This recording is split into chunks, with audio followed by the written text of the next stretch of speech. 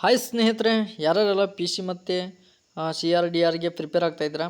So ಈ notes ತುಂಬ ಉಪಯುಕ್ತ ಆಗ್ತಾಯಿದೆ. ಸೊ ಎಲ್ಲ ಅಧ್ಯಾಯಗಳ ಬಗ್ಗೆ ನೋಟ್ಸ್ ರೆಡಿ ಇದೆ. ಸೊ ಅದ್ರ ಬಗ್ಗೆ ಕ್ಲಾಸ್ ಮಾಡ್ತಾ ಹೋಗ್ತೀನಿ. ಸೊ ಒಂದು ಲೈಕ್ ಮಾಡಿ, ಹಾಗೆ ಚಾನಲ್ನ ಸಬ್ಸ್ಕ್ರೈಬ್ ಮಾಡ್ಕೊಂಡು ಕಂಟಿನ್ಯೂ ಮಾಡೋಣ. ಸೊ ಟೈಮ್ ವೇಸ್ಟ್ ಮಾಡೋದು ಬೇಡ, ಬನ್ನಿ. ಸೊ ಅಧ್ಯಾಯ 1, ಸಂವಿಧಾನದ ಐತಿಹಾಸಿಕ ಹಿನ್ನೆಲೆ, ಹಿಸ್ಟಾರಿಕಲ್ ಬ್ಯಾಕ್ಗ್ರೌಂಡ್. ಸೊ ಮೊದಲು ಅದನ್ನು ನೋಡೋಣ. ಸೊ ಭಾರತದ ಸಂವಿಧಾನವು ಆಕಸ್ಮಿಕವಾಗಿ ಅಥವಾ ಒಂದೇ ದಿನದಲ್ಲಿ ಸಿದ್ಧವಾದ ದಾಖಲೆ ಅಲ್ಲ. ಸೊ ಸಡನ್ನಾಗಿ ರೊಟ್ಟಿ ಬಡದು ತಿಂದಂಗಂತೂ ಆಗಿಲ್ಲ ಅಂತ ಹೇಳ್ತಿದ್ದಾರೆ. ಸೊ ನೆಕ್ಸ್ಟ್, ಬ್ರಿಟಿಷ್ ಆಡಳಿತ ಅವಧಿಯಲ್ಲಿ ಜಾರಿಗೆ ಬಂದ ಹಲವಾರು ಕಾಯ್ದೆಗಳು, ನಿಯಮಗಳು ಮತ್ತು ರಾಜಕೀಯ ಬೆಳವಣಿಗೆಗಳು ನಮ್ಮ ಇಂದಿನ ಸಂವಿಧಾನಿಕ ಚೌಕಟ್ಟಿಗೆ ಬಲವಾದ ಅಡಿಪಾಯವನ್ನು ಹಾಕಿಕೊಟ್ಟವು. ಬ್ರಿಟಿಷರ ಆಡಳಿತಾವಧಿಯಲ್ಲಿ ಪ್ರಮುಖವಾಗಿ 2 ಹಂತಗಳಲ್ಲಿ ವಿಂಗಡಿಸಿ ಅಧ್ಯಯನ ಮಾಡಲಾಗುತ್ತದೆ. ಒಂದನೇದು ಈಸ್ಟ್ ಇಂಡಿಯಾ ಕಂಪನಿಯ ಆಡಳಿತ. ಇದು ಯಾವಾಗಪ್ಪ ಅಂತಂದ್ರೆ 1773ರಿಂದ 1858ರವರೆಗೆ.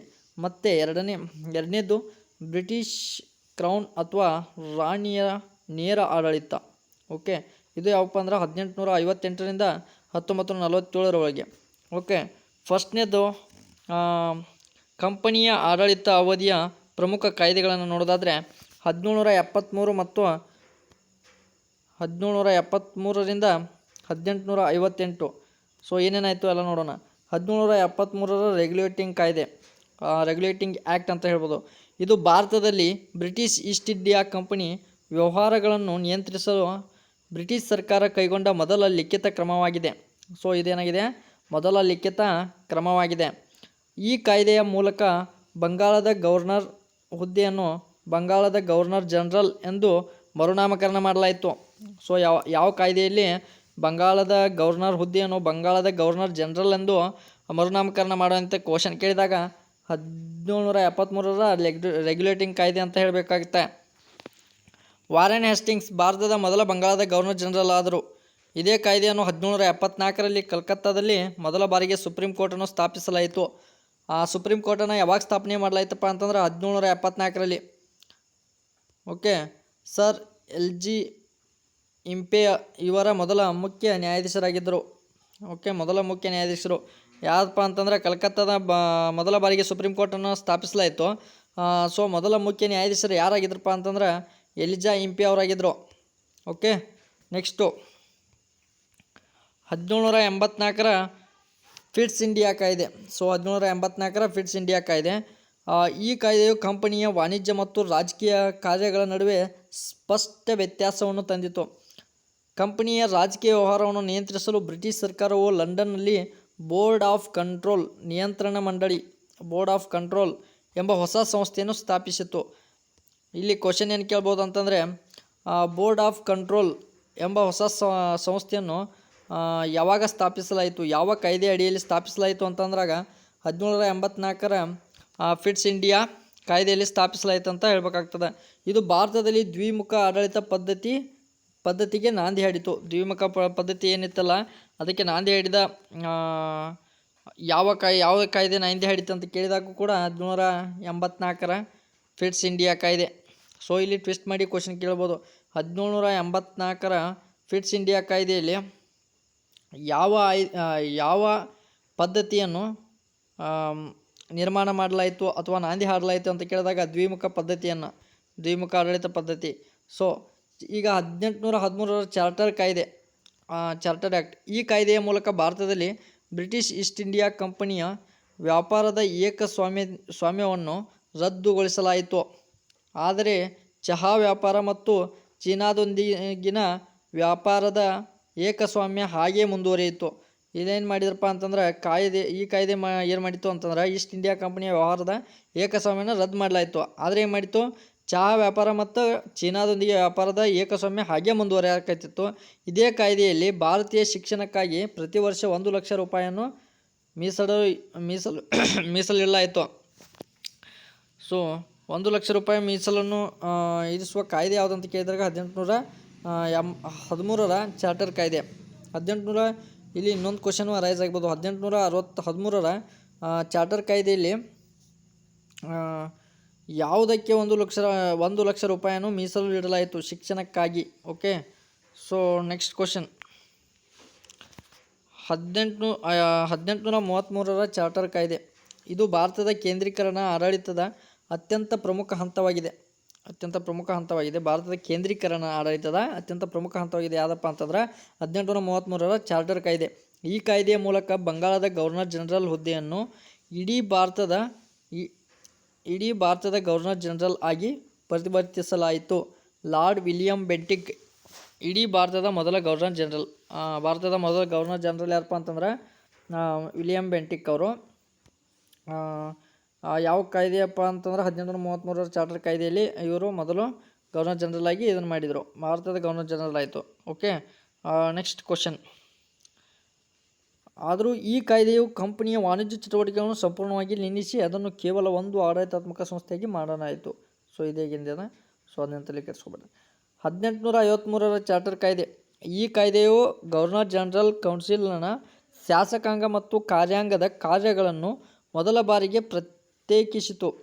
ಅಲ್ಲದೆ ನಾಗರಿಕ ಸೇವೆಗಳಿಗೆ ಮುಕ್ತ ಸ್ಪರ್ಧಾತ್ಮಕ ಪರೀಕ್ಷಾ ಪದ್ಧತಿಯನ್ನು ಪರಿಚಯಿಸಲು ಈ ಕಾಯ್ದೆ ಕಾರಣವಾಯಿತು. ಸೊ ನಿಮಗೂ ಇದು ಬೇಜಾರಾಗ್ಬೋದು, ಇರಲಿ.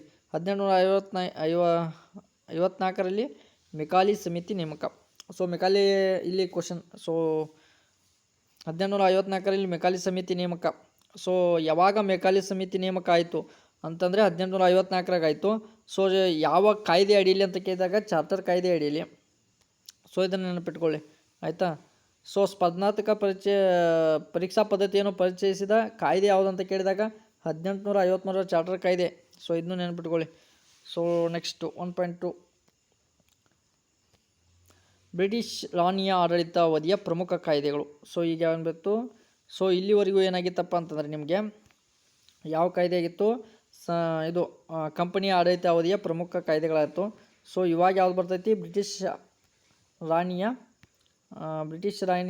ಆಡಳಿತಾವಧಿಯ ಪ್ರಮುಖ ಕಾಯ್ದೆಗಳು ಬರ್ತಾವಾಗ. ಸೊ ನೋಡ್ತಾ ಹೋಗೋಣ.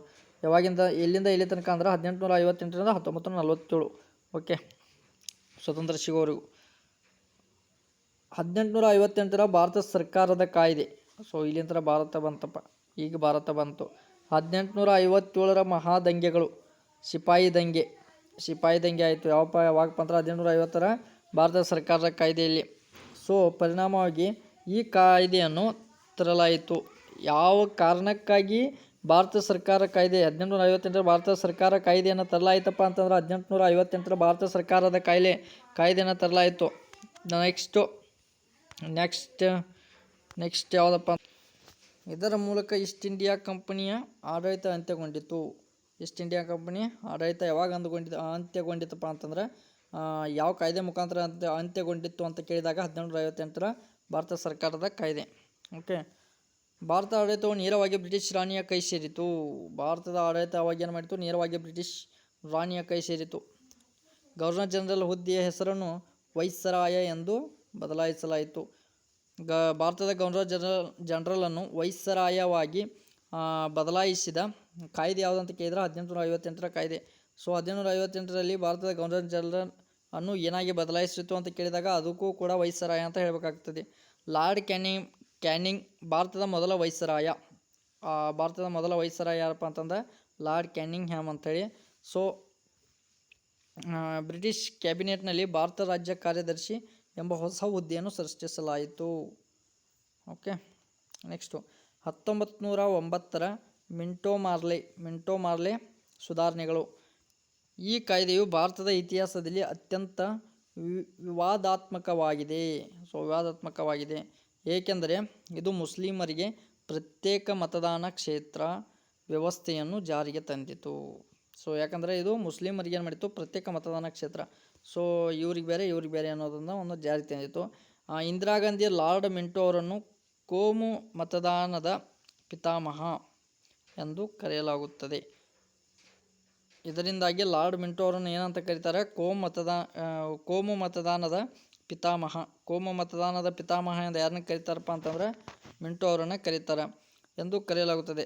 ಸತ್ಯೇಂದ್ರ ಪ್ರಸಾದ್ ಸಿನ್ಹಾ ಅವರು ವೈಸ್ರಾಯ ಅವರ ಕಾರ್ಯಾಂಗ ಕೌನ್ಸಿಲ್ಗೆ ಸೇರಿದ ಮೊದಲ ಭಾರತೀಯ ಸದಸ್ಯರಾದರು. ಓಕೆ, ನೆನಪಲ್ಲಿಟ್ಕೊಳ್ಳಿ. ಸೊ ನೆಕ್ಸ್ಟು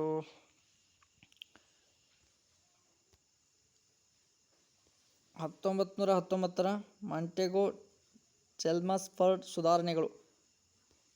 ಈ ಕಾಯ್ದೆಯ ಮೂಲಕ ಪ್ರಾಂತ್ಯಗಳಲ್ಲಿ ದ್ವಿಪ್ರಭುತ್ವ ಪದ್ಧತಿಯನ್ನು ಜಾರಿಗೆ ತರಲಾಯಿತು. ಯಾವಾಗ ದ್ವಿಪದ್ಧತಿಯನ್ನು ಜಾರಿಗೆ ತರಲಾಯಿತು? 1919ರ ಮಾಂಟೆಗೊ ಚೆಲ್ಮಸ್ಫರ್ಡ್ ಸುಧಾರಣೆಗಳಲ್ಲಿ. ಸೊ ವಿಷಯಗಳನ್ನು ಕಾಯ್ದಿರಿಸಿ ಮತ್ತು ವರ್ಗಾಯಿಸಲ್ಪಟ್ಟ ವಿಷಯಗಳೆಂದು ವಿಂಗಡಿಸಲಾಯಿತು. ಕೇಂದ್ರ ಮಟ್ಟದಲ್ಲಿ ಮೊದಲ ಬಾರಿಗೆ ದ್ವಿಸದನ ಶಾಸಕಾಂಗವನ್ನು ಮೇಲ್ಮನೆಯ ಮತ್ತು ಕೆಳಮನೆ ಪರಿಚಯಿಸಲಾಯಿತು ಮತ್ತು ದೇಶದಲ್ಲಿ ಮೊದಲ ಬಾರಿಗೆ ಪ್ರತ್ಯಕ್ಷ ಚುನಾವಣೆಯನ್ನು ಆರಂಭಿಸಲಾಗಿತ್ತು. ಪ್ರತ್ಯಕ್ಷ ಚುನಾವಣೆ ಯಾವಾಗ ಆರಂಭಿಸಲಾಯಿತಪ್ಪ ಅಂತಂದ್ರೆ 1919ರಾಗ. ಸೊ ನೆಕ್ಸ್ಟ್ ಬರೋದು 1935ರ ಭಾರತ ಸರ್ಕಾರದ ಕಾಯ್ದೆ 19 ನೋಡ್ರಿ. ಇದು ನಮ್ಮ ಇಂದಿನ ಸಂವಿಧಾನದ ಮೇಲೆ ಅತಿ ಹೆಚ್ಚು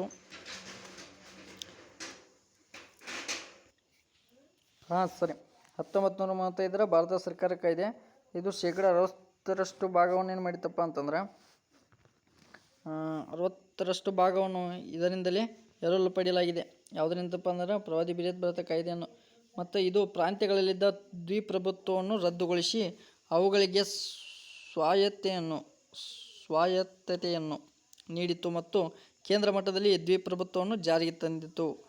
ಕೇಂದ್ರ ಮತ್ತು ಪ್ರಾಂತ್ಯಗಳ ನಡುವೆ ಅಧಿಕಾರಗಳನ್ನು 3 ಪಟ್ಟಿಗಳಾಗಿ ವಿಂಗಡಿಸಿತು: ಫೆಡರಲ್ ಪಟ್ಟಿ, ಪ್ರಾಂತ್ಯ ಪಟ್ಟಿ ಮತ್ತು ಜಂಟಿ ಪಟ್ಟಿ. ಸೊ ಇದರ ಅಡಿಯಲ್ಲಿ ಏನು ಮಾಡಿತಪ್ಪ ಅಂತಂದ್ರೆ 1935 ದೆಹಲಿಯಲ್ಲಿ ಫೆಡರಲ್ ಕೋರ್ಟ್ ಮತ್ತು 1935ರಾಗ ಏನು ಮಾಡಿದ್ರು, ರಿಸರ್ವ್ ಬ್ಯಾಂಕ್ ಆಫ್ ಇಂಡಿಯಾ ಸ್ಥಾಪನೆ ಆಯಿತು. ಸೊ ಇದನ್ನು ನೆನಪಿಟ್ಕೊಳ್ಳಿ. ಸೊ ಇನ್ನೂ ಇದೆ. ಸೊ ಅದನ್ನ 2ನೇ ಭಾಗದಲ್ಲಿ ನೋಡೋಣ. ಇವತ್ತಿಗೆ ಇಷ್ಟು ಸಾಕು. ಸೊ ಎಲ್ಲ ಒಮ್ಮೆ ಅಂದರೆ ಇದಾಗುತ್ತೆ. ಸೊ ನೋಡುವ, ಡೈಲಿ ಒಂದೊಂದು ಚಾಪ್ಟರ್ ಆದರೂ ಮುಗಿಸ್ತಾ ಹೋಗೋಣ. ಸೊ ಓಕೆ, ಚಾನಲ್ನ ಸಬ್ಸ್ಕ್ರೈಬ್ ಮಾಡ್ಕೊಳ್ಳಿ. ಸೊ ನೋಟ್ಸ್ ಬೇಕಾದರೆ ನೋಟ್ಸ್ ಅಂತ ಕಾಮೆಂಟ್ ಮಾಡಿ ಮತ್ತು ನಾನು ತಿಳಿಸ್ಕೊಡ್ತೀನಿ. ಓಕೆ, ಧನ್ಯವಾದಗಳು.